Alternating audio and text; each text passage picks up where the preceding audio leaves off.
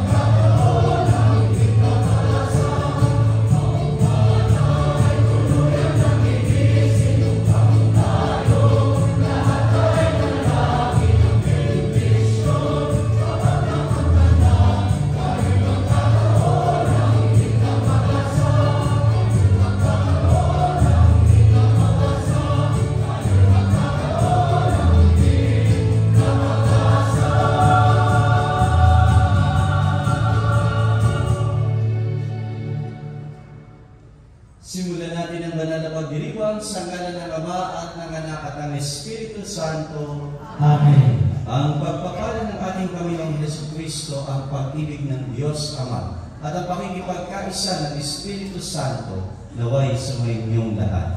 At sumayin. Mga minamahal na kapatid, tayo ay nasa ika-6 na simbang gabi at sa patuloy na pagbibigay sa atin ng paalaala ng ating Panginoon na sa ating buhay, binibigyan tayo ng maraming responsibilidad ng Diyos na katulad ng mahal na Birheng Maria. At ang responsibilidad na ito ay tanggapin natin ng maluwag sa ating kalooban. Sapagkat ito kung naaayon sa kalooban ng Diyos, gagawa at gagawa siya ng paraan na lahat ng ito ay matutupad. Kung kaya nga, sa pasimula ng pagdiriwang, atin muna ngayong pagsisihan, aminin ang ating mga nagawang mga pagkukulang ay hindi ito napapatawaran upang tayo ay maging marapat na gumanap sa banal na pagdiriwang. Inaamin ko sa makapangyarihang Diyos at sa inyo mga kapatid na lubha akong nagkasala sa isip, sa salita at sa gawa at sa aking pagkukulang.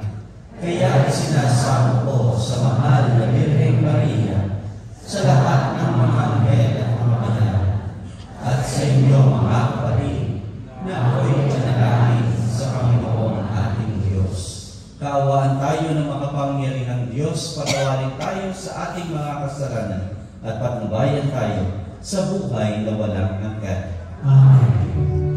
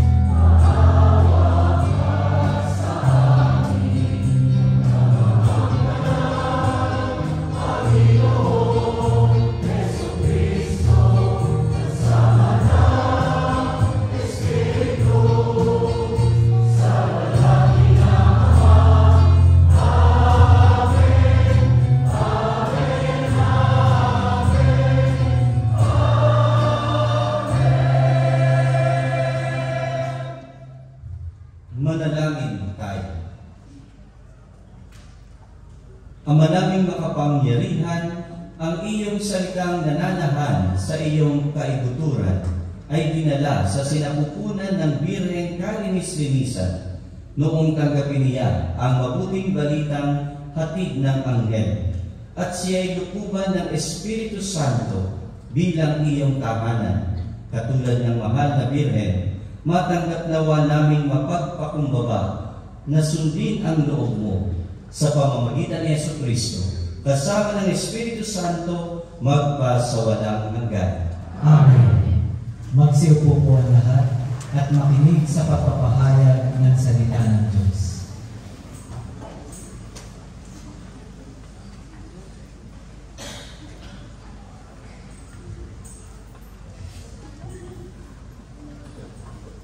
Pagbasa mula sa aklat ni Propeta Isaías. Noong mga araw na iyon, ipinasabi ng Panginoon kay Akas, "Humingi ka sa akin ng palagandaan, maging sa kalaliman ng Sihon o sa kaitaasan ng langit." Sumagot si Akas, "Hindi po ako hihingi, hindi ko susubukin ang Panginoon." Sinabi ni Isaías, "Pakinggan mo, sambahayan ni David. Kulang pa ba ang galitin ninyo ang mga tao, na pati ang aking Diyos ay inyong niyayamot? Kaya nga, ang Panginoon na rin ang magbibigay ng palatandaan. Maglilihi ang isang dalaga at manganganak ng lalaki, at ito'y tatawagin Emmanuel." Ang salita ng Diyos. Ang Panginoon'y darating, siya'y dakilang hari natin.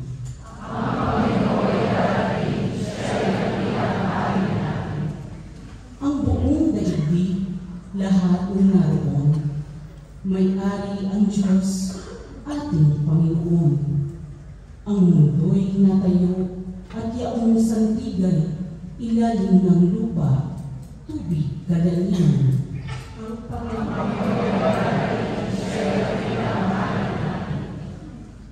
Sino ang marapat umahon sa burol? Sa burol ng puon, sino ngang aahon?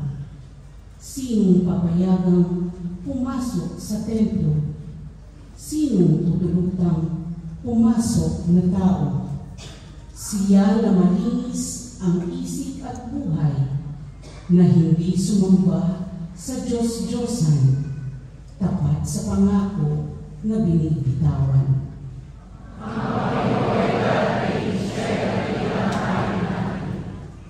Ang Panginoong Diyos, pagpapalain siya, ililigtas siya, pawawalang sala. Gayon ang sinumang lumalapit sa Diyos, silang lumalapit sa Diyos ni Jacob.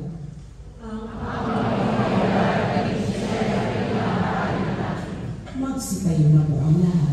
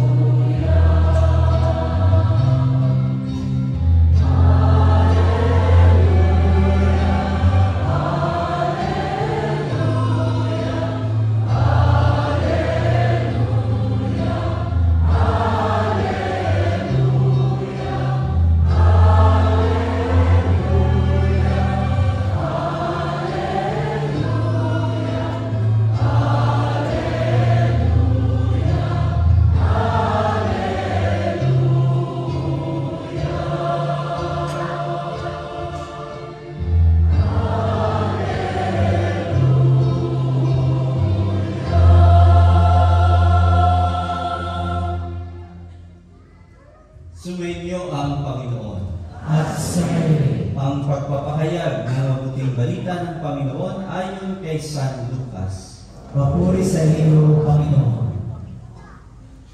Ika-6 na buwan na ng pagdadalang tao ni Elizabeth, ang Anghel Gabriel ay sinugo ng Diyos sa Nazareth, Galilea, sa isang dalaga na ang pangalay Maria.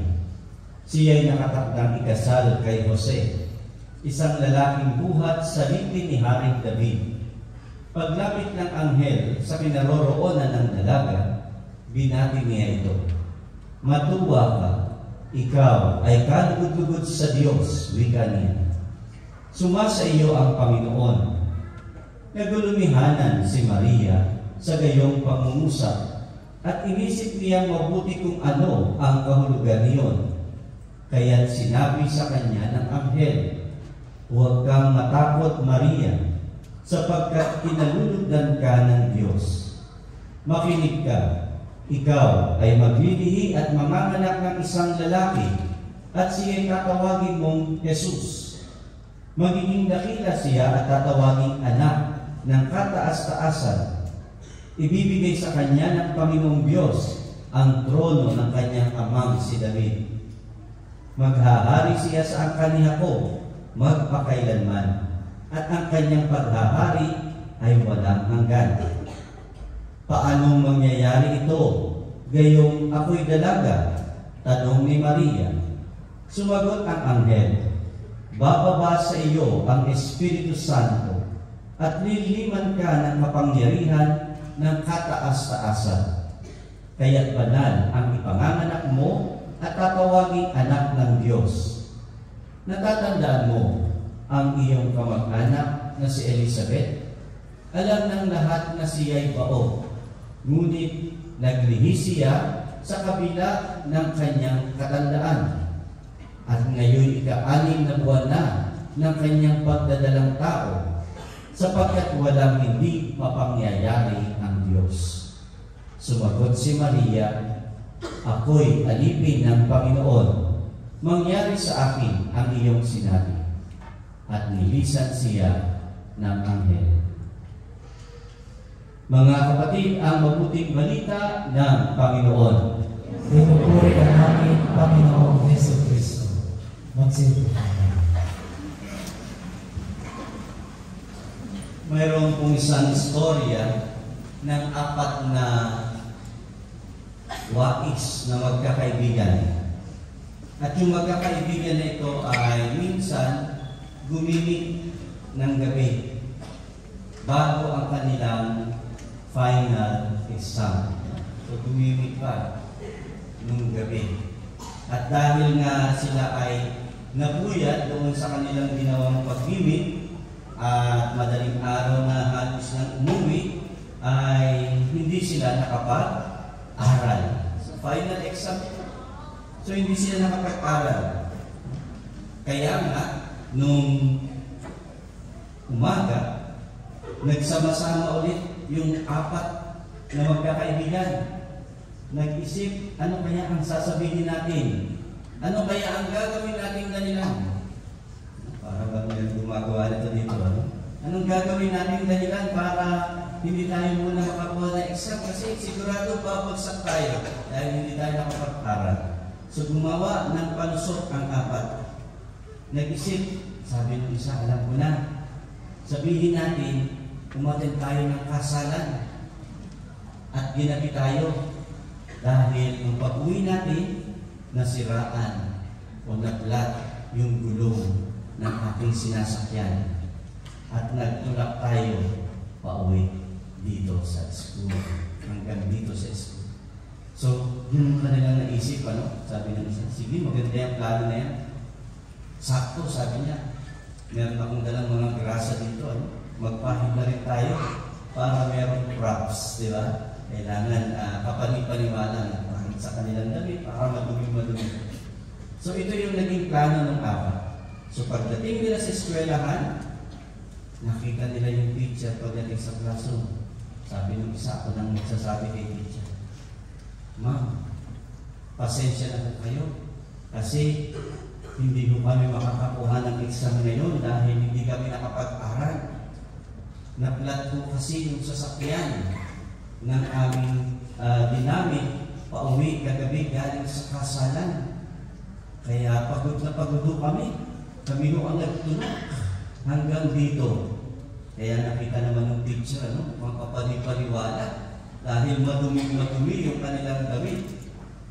So sabi ng teacher, sige, sa susunod na araw na kayo kumuha ng exam. So sa madalit sabi, napaniwala nila ang kanilang teacher na sila nga ay nasiraan ng sasakyan. So dumating yung araw na sila ay mag-e-exam na. Okay, sabi ng teacher, sige, sabi niya, siguro naman nakapag-aral na kayo. Opo ma'am, nakapag-aral kami mabuti. Kasi nga matatalino, mahuwagi sa mga estudyante itong apat na ito na magkakaibigan. So sabi ng teacher, o sige, yung isa pumwesto dun sa harap na kanan, yung isa sa harap na kaliwa, no? Yung isa sa likod na kanan, yung isa sa likod na kaliwa. So, apat na sundok ng classroom sila para hindi makapag-kopyahan. So, ngayon, binigyan sila ng exam. Sabi ng teacher, madali lang naman yung exam ninyo. 2 tanong lang. Ayan, 2 tanong lang. So, una, sabi ng teacher, okay, unang tanong, ano ang inyong pangalan? Sulat sila, sabi, napakadali naman pala ng exam. Ano lang yung pangalan? 1 point. No? Ano ang inyong pangalan? Sulat ka agad sila, 1 point. Yung pangalawang tanong, ayan. Alam niyo po yung pangalawang tanong? Ha? Ha? Pangalawang tanong, sabi ng teacher, 99 points. Ha? Kailangan tama ang inyong sagot. Ayan. Dalawang tanong lang eh. Yung pangalawa, 99 points. Sabi ng teacher. So ang tanong, aling gulong ng sasakyan ang naplat? Diba? Aling gulong ng sasakyan ang naplat? Nagtinginan yung apat. Diba? Nagtinginan sila. Hindi wala sa kanilang lalo. Diba? Hindi naman napag-usapan. Alin nga bang gulong yung naplat? Basta naplatan sila ng gulong. So, mga minamahal ng kapatid, ano ngayon yung aral sa atin ng ating kwento, no? Yung tayo dapat ay maging responsable at matuto tayo dun sa mga aral na dumadating sa ating buhay. Dapat maging responsable tayo, matuto tayo. Dahil binibigyan tayo lagi ng Diyos ng iba't ibang mga aral sa ating mga buhay. Kaya naman mga minamahal na kapatid, ito yung itinuturo sa atin. Isa sa mga aral na makikita natin sa Ebanghelyo ngayon, na kung paano ipinadala kay Maria ang plano ng Diyos. Maaaring nung mga araw na yun, napaka-ordinaryong araw nang dumating ang anghel ng Panginoon sa mahal na Birheng Maria, no? Si Anghel Gabriel. Ang hirap ng trabaho ni Anghel Gabriel. No? Diba? Kahapon, napakinggan natin si Anghel Gabriel din yung nagbalita, diba? Kay Zacarias, na sila ay magkakaroon ng anak na Elizabeth. Mahirap yun, yung maging tagapagdala ka ng balita, lalo higit pag hindi maganda ng balita. Diba, mahirap magsabi na yung mga hindi maganda ng balita. Naalala ko nung kami ay seminarista, nasa retreat house pa kami noon, ay habang kami ay nagdarasan ng panggabing panalangin, pagkatapos ng panalangin ay may tumawag sa telepono. Tinawagan yung aming direktor at sinabi sa kanya na yung tatay nung isa naming garage ay namatay. So sabi sa kanya nung aming provincial minister, sabi nun sa aming direktor, huwag mong sasaad, dahan-dahanin mo yung pagsabi kay Patrick. No, kasi si Patrick ay laging tumataas yung high blood, ano? Ayan. Laging mataas yung kanyang dugo, yung presyon. Yung kabats namin na yun, umaabot yun ng 200, ano? Over 90, yan. Ganyan. Pero magpa-basketball pa rin yun. So, sabi niya, baka atakihin niya si Padre kung sinabi niya ng biglaan. So, yung aming director ay hindi niya alam kung paano niya ngayon sasabihin na dahan-dahan. So, naglabasan kami sa chapel. Sinalubong niya kami. Sabi niya, Patrick, patay si tatay mo. So, gano'n talaga yung pagkakasabi niya, patay na si tatay mo. Di ba? Ang hirap nun. Galing kami sa chapel, nagdarasal, nananalangin, hindi sasabihin sa'yo, patay mo. Di ba? Biglaan. Direktan sinabi sa kanya. So, mahirap kasi, di ba? Hindi mo alam paano paliligoy-ligoyin bago mo sabihin na namatay ang isang tao na minamahal. Kaya mahirap magbalita, lalo tigit ng masamang balita. Pero yung Anghel Gabriel, ang kanyang balita ay magandang balita, pero nahihirapan pa rin siya. Di ba? Kahapon nahihirapan siya sabihin kay Zacarias, kaya nahihirapan din si Zacarias na maniwala agad. Paano mangyayari ito? Matanda na kami. Ngayon naman si Maria, no, sabi niya, paano mangyayari ito? Ngayon ako'y dalaga. Subalit, ganun pa man, ay binigyan ni Anghel Gabriel ng magandang introduction ng mahal na Birheng Maria. Diba? Kung sinabi sa kanya, puspos ka ng Espiritu Santo. Kaya nga, bagamat ikaw ay naguguluhan, puspos ka ng Espiritu Santo. Ang dinadala mo ay hindi ay anak ng kataas-taasan. Ang ipaglilihim mo. Kaya huwag kang matakot. Ang mahalaga yun, yung sinabi ng Anghel, huwag kang matakot dahil yun din lagi ang sinasabi ng Diyos sa atin. Huwag tayong matakot sa anumang darating ng mga responsibilidad, mga misyon natin sa buhay. Huwag kang matakot, Maria. Kung kaya nga, tinanggap ni Maria ng buong puso ang sinabi ng Anghel sa kanya. Walang magdadalawang isip. Bakit? Kasi naging responsable si Maria sa ibinigay sa kanya ng Diyos. She took responsibility of what is given to her. At ito yung maganda sa ating buhay bilang isang Kristiyano. Marami tayong mga responsibilidad na binibigay sa atin. At ito yung magandang tinuturo sa atin ng Ebanghelyo. Maging responsable tayo sa mga bagay na dumadating sa ating buhay. Ginusto man natin ito o hindi, inasahan man natin ito o bigla lang na dumating sa ating buhay, bigla lang na binigay sa atin yung tungkulin, tanggapin natin at harapin natin ito. Ito yung kailangan natin gawin sa lahat ng mga hamon at mga pagsubok at karanasan natin sa buhay. Para nang sa ganon, tayo ay magabayan ng ating Panginoon. Para sa ganon, maayos natin ang ating buhay. Pero kadalasan kasi na nangyayari sa ating buhay, tinatakasan natin yung mga responsibilidad. Tinatakasan natin, ayaw natin ng maraming responsibilidad sa buhay. Kaya marami, sabi nga, nagpapa-abort, no?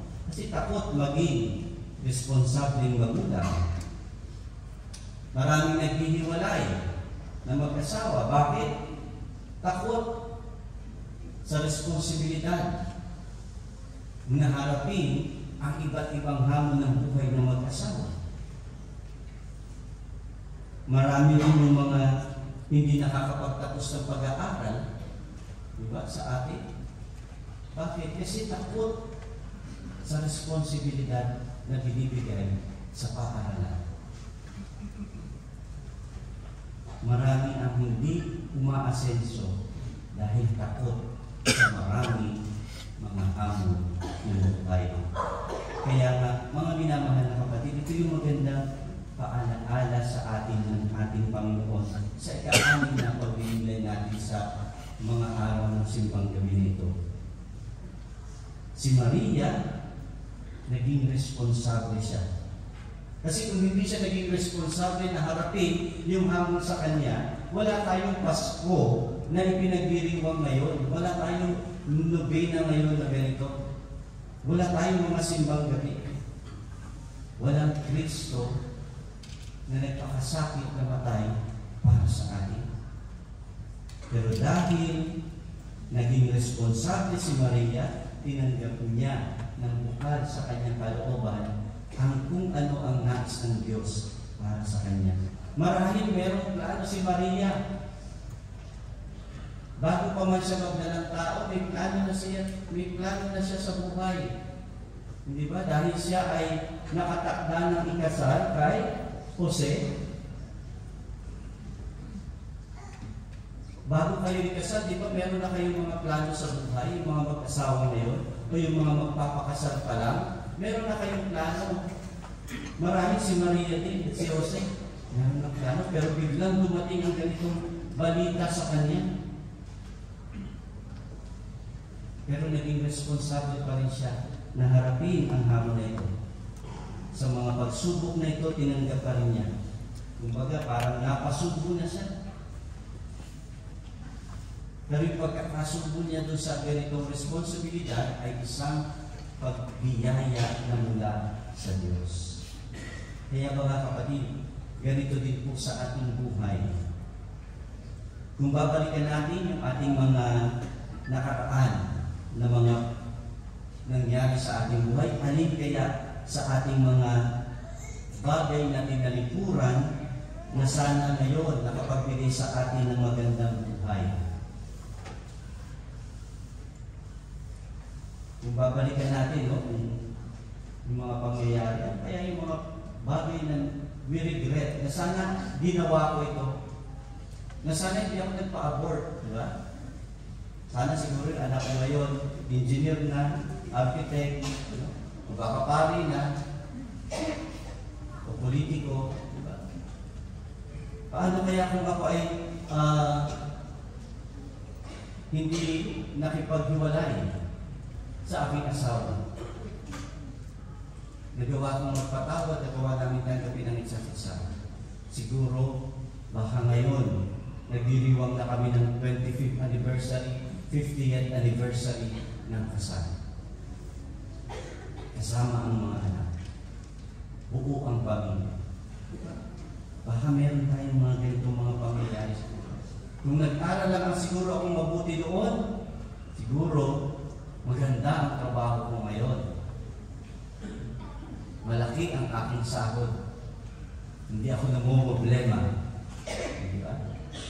So maraming mga pangyayari ganito sa atin. Pero mga minamahal na kapatid, hindi pa huli ang lahat dahil may panahon pa na binibigay ang Diyos sa atin upang tayo ay maging responsable sa ating buhay. Hindi matatapos at mauubos ang mga pagkakataon na ibinibigay ng Diyos sa atin para tayo ay umunlad sa ating pagsunod sa Kanya. Ang kailangan lamang maging responsable tayo tanggapin anuman ang hamon ng Diyos sa ating buhay katulad ng ating mahal na Birheng Maria. Mga kapatid, malalaman mo lang naman na biyaya ang isang karanasan sa ating buhay kung matuto ka o natuto ka sa mga pinagdaanan mo. At kung itong mga pinagdaanan mo ito ay nalampasan mo dahil sa iyong pagtitiwala sa Diyos. Dahil walang hindi mapangyayari ang Diyos. Walang imposible sa Diyos. Kaya lahat ng bagay, lahat ng mga hamon sa buhay, malalampasan natin kung magtitiwala tayo at maging responsable sa ating pagsunod sa kalooban ng Diyos. Amen. Magsitayo po na. Humiling tayo sa Diyos Ama ng kalayaan mula sa kasalanan at kasamaan sa pamamagitan ng kanyang anak na siyang ating tunay na kalayaan. Manalangin tayo, O Diyos, halina't kami palayain. O Diyos, halina't kami palayain. Manatili ang tapat, kami iyong simbahan, sa misiyong ibinigay sa amin ng iyong anak, upang ang aming pagpapatotoo ay tunay na maging mapagpalaya. Manalangin tayo. O Diyos, halina't kami palayain. Palayain nawa ng mga lingkod bayan ang mga nangangailangan ng kalayaan sa pamamagitan ng kanyang katapatan sa iyong kalooban. Manalangin tayo. O Diyos, halina't kami palayain. Gawin mong mga kasangkapan, kaming mga nagtipon ngayon, ng iyong pagpapalaya sa mundong nababalot ng kadiliman at paghihirap. Manalangin tayo. O Diyos, halina't kami palayain. Makaranas nawa ng tunay na kapahingahan ang mga kapatid naming yumao sa piling mo. Manalangin tayo. O Diyos, halina't kami palayain. Sa ilang sandali ng katahimikan, itaas natin ang ating mga personal na kahilingan sa ating Diyos at ganoon din ang lahat ng mga may intensyon sa mga misang ito ng simbang gabi.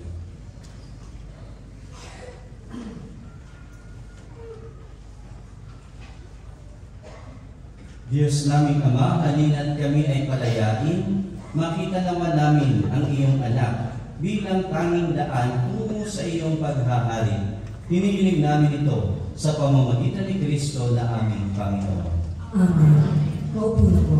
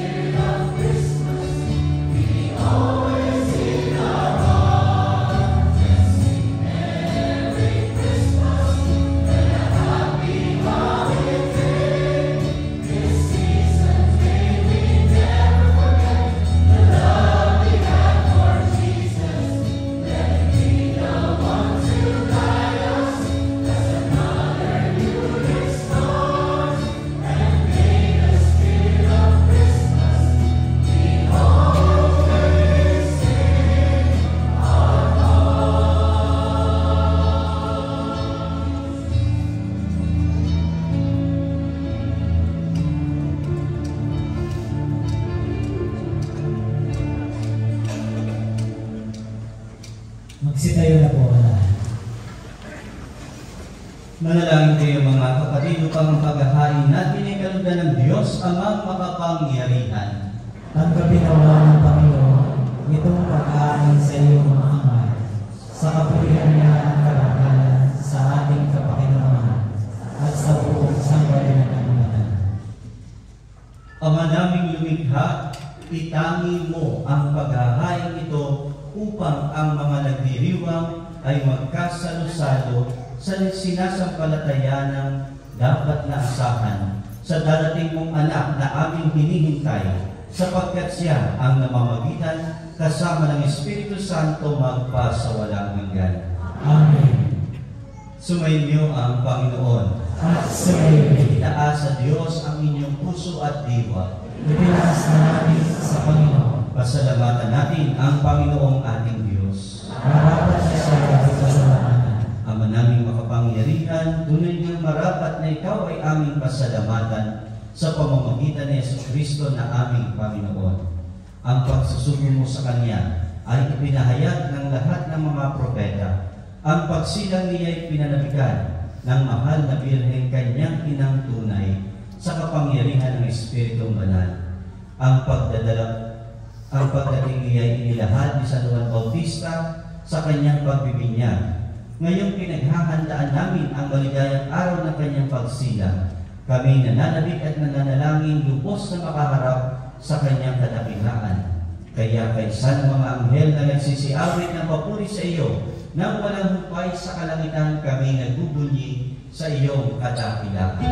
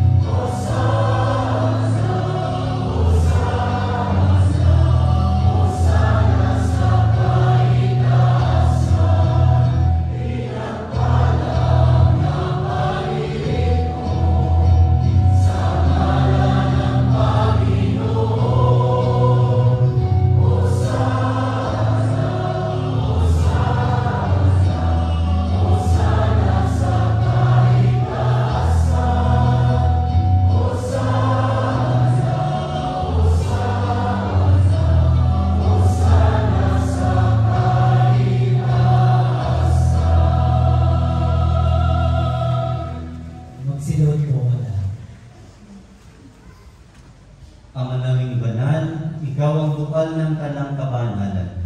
Kaya't sa pamamagitan ng iyong Espiritu, gawin mong banal ang kaloob na ito upang para sa aming maging katawan at dugo ng aming Panginoong Hesukristo. Bago niya pinagtiisang pusang loob na maging handog, hinawakan niya ang tinapay. Pinasalamatan kaniya. Pinaghati-hati niya yon, iniabot sa kanyang mga alagad at sinabi, "Tanggapin ninyong lahat ito at kanin. Ito ang aking katawan na ihahandog para sa inyo."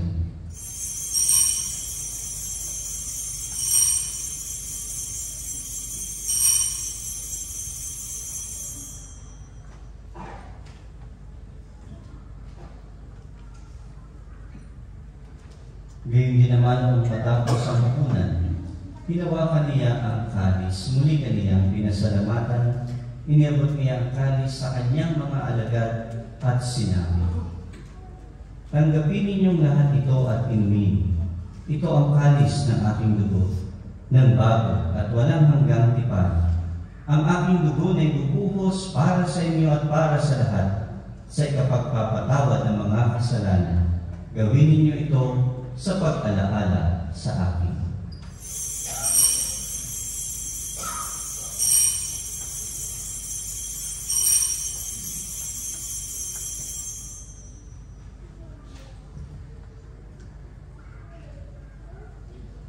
Ipagbunyi natin ang misteryo ng pananampalataya.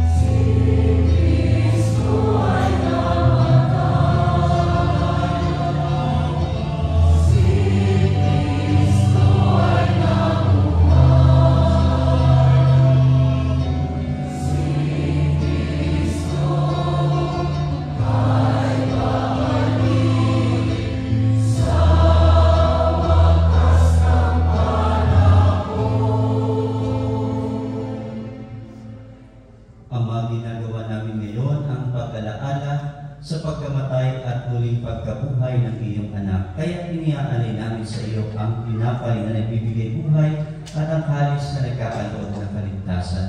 Kami nagpapasalamat dahil kami iyong minarapat na tumayo sa harap mo para maglingkod sa iyo. Isinasamo namin kaming magsasalo-salo sa katawan at dugo ni Kristo ay mabuklod sa pagkakaisa sa pamamagitan ng Espiritu Santo. Amalingapin mo ang iyong simbahang laganap sa buong daigdig. Puspusin mo kami sa pag-ibig kay San Francisco na aming Papa at ni Paulo na aming Obispo at ng Tanang Kaparian. Alalahanin mo rin ang mga kapatid naming nahimlay nang may pag-asang sila'y muling mabubuhay, gayon din ang lahat ng mga pumanaw. Kawan mo sila at patuloyin sa iyong kaliwanagan. Kawan mo at pagindapatin kaming lahat na makasalo sa iyong buhay na walang wakas. Kaysa ng mahal na Birhen Maria na ina ng Diyos at ni San Jose na kanyang kabiyak na puso. Kaysa ng mga apostol at ng lahat ng mga banal na namuhay dito sa daigdig ng kalugod-lugod sa iyo, maipagdiwang nawa namin ang pagpupuri sa ikararangal mo sa pamamagitan ng iyong anak na aming Panginoong Jesucristo. Sa pamamagitan ni Kristo, kasama niya at sa Kanya, ang lahat ng parangal at papuri ay sa iyo, Diyos Amang makapangyarihan, kasama ng Espiritu Santo, magpa sa walang hanggan.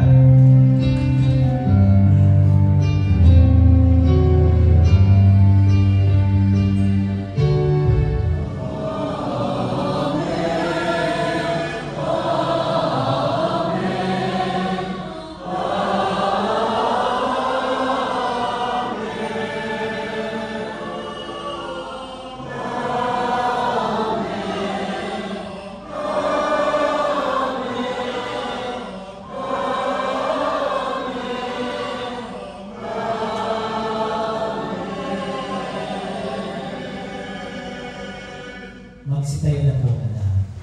Sa tagubilin ng mga nakagagaling na utos at turo ni Jesus na Panginoon natin at Diyos, ipahayag natin ng lakas loob.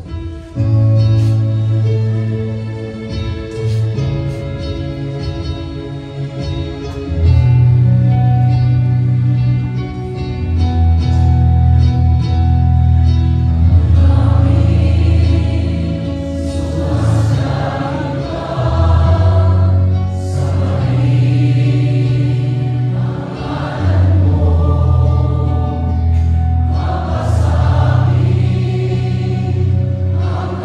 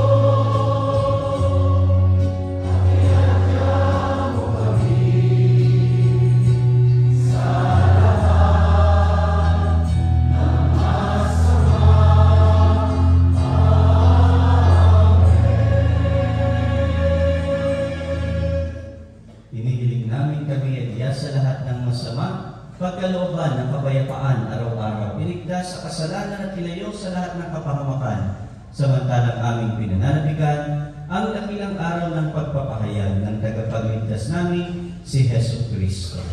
Sapagkat iyo ang kaharian at ang kapangyarihan at ang kapulihan, magpakailanman. Amen. Panginoong Hesus Kristo, sinabi mo sa iyong mga apostol, kapayapaan ang iniiwan ko sa inyo, ang aking kapayapaan ang ibinibigay ko sa inyo. Tunghayan mo ang aming pananampalataya at huwag ang aming pagkakasala. Pagkalooban mo kami ng kapayapaan at pagkakaisa ayon sa iyong kalooban, kasama ng Espiritu Santo, magpasawalang hanggan. Amen. Ang kapayapaan ng Panginoon ay laging sumainyo. At sumayin. Magbigayan kayo ngayon ng kapayapaan sa isa't isa.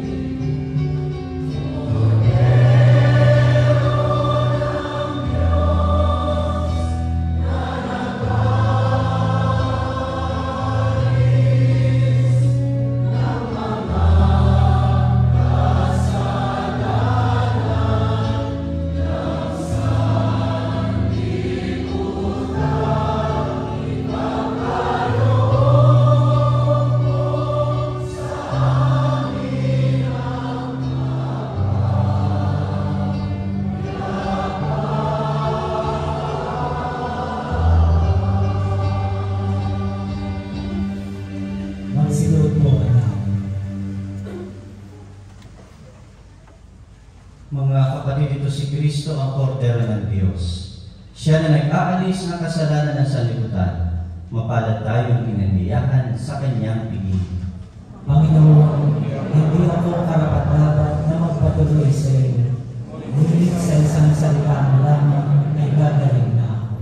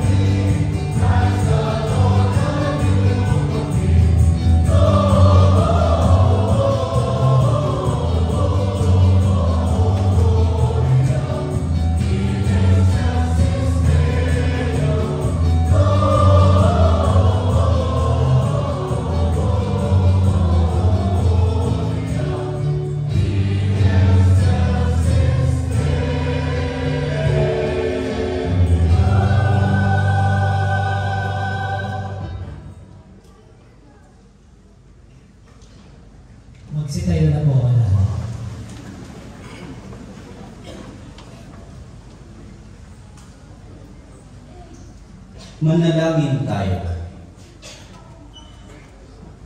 Ama naming mapagmahal, ang mga pinagsalo-salo mo sa iyong banal na piging ay papagkamtin mo ng tunay na kapayapaan bilang kapakinabangan sa ginanap na pagdiriwang sa pamamagitan ni Jesucristo kasama ng Espiritu Santo magpasawalang hanggan. Amen. Magsiupo muna po ang lahat. Sa mga minamahal na kapatid, sa darating pong linggo, December 22, wala po tayong misa ng alas 12:15 ng tanghali. Sa gabi na po, alas 8:15 yung ating mga simbang gabi. At yung mga hindi pa po nakapag-register sa ating FB page para sa ating Nagsubuela package sa simba sa December 23 ay mag-register na po kayo. At ang misa po natin sa Pasko, December 25, ay sa ganap na ika-12 ng tanghali sa Parish Hall, December 25. At ang gusto kong magpamisa pa sa mga simbang gabi na ito at sa mga sa darating na Kapaskuhan ay may mga software po tayo dyan sa mga volunteers natin, humingi lang po kayo at ilagay po kung kailan anong araw ninyo gustong ipa-flash yung inyong mga misa intention. At meron po tayong search for Batang Santo Niño. Ito po ay bukas na para sa mga edad 5 hanggang 6 na taong gulang. So please register po and hanapin po si Sis Anling. May mga vendors po tayo na nasa gilid ng ating simbahan. So ang pilitin po natin sila, suportahan po natin sila dahil sa pagsuporta natin sa kanila, sinusuportahan din po natin ang ating simbahan. So maraming salamat po. Ang ating pong komunidad ay nagpaplano rin po ng isang pilgrimage sa Medjugorje, Bosnia sa June 22 to 26, 2025. 5 days, 4 nights. So, makipag-ugnayan lamang po sa iba pang mga impormasyon sa ating FB page. Ang mga gusto pong mag-offer ng kanilang mga gustong i-alay sa mga toiletries o anumang nais ninyong i-alay, at nahihiya po, pwede po ninyo itong ilagay sa mga basket po dyan sa ating mga entrance ng ating rooms or ibigay doon sa mga volunteers po natin na nag-a-assist para sila po ang mag-alay nito. So, muli maraming salamat po sa inyong patuloy na pagsuporta sa mga inyong mga binibigay, mga inaalay. Maraming salamat po at pagpalain po kayo ng Diyos. Ang 2025 Bible Alive, available pa rin po.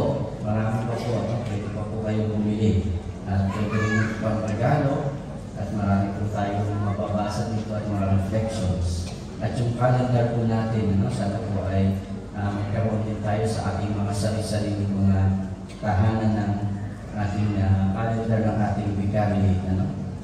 At ganun din po, muli maraming salamat sa lahat ng mga nag-offer ngayong gabi sa ating mga misa intention at ang mga nag-alay sa misa. Maraming salamat po at pagpalain po kayo ng Panginoon sa lahat ng mga volunteers natin na patuloy na nagsusumikap na maging maayos yung daloy ng pagpasok at paglabas ng mga tao sa ating simbahan. Maraming salamat po sa inyong lahat.